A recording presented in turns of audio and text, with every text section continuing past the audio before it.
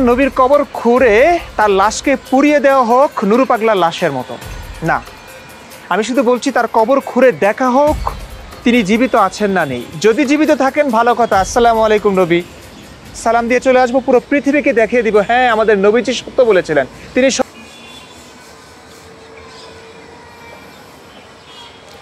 এই নাস্তিক এগুলা যে কইতাছে, বাংলাদেশে অ্যাকচুয়ালি দেখার মতো কেউ নাই, শোনার মতো কেউ নাই। নাইলে এই নাস্তিকের এত বড় কলিজা কোন জায়গায় নুরু পাগলা আর কোন জায়গায় মনে করেন আমাদের হযরত মুহাম্মদ সাল্লাল্লাহু আলাইহি সাল্লাম, এরে নিয়ে কথা কওয়ার যোগ্যতা রাখে।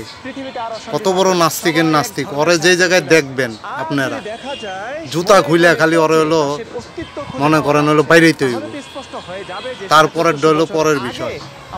আর আমার এই ভিডিওটা করা একমাত্র এই কারণ, আমি একজন মুসলমান, এইসব নাস্তিকদের বিরুদ্ধে যদি কথা না কই, কাল কিয়ামতের ময়দানে আমারে আল্লাহ জিজ্ঞাসা করবে যে এগুলা কি করছে, তোরা কেন কথা বলিস নি।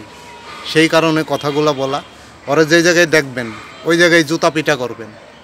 সবাই ভালো থাকবেন।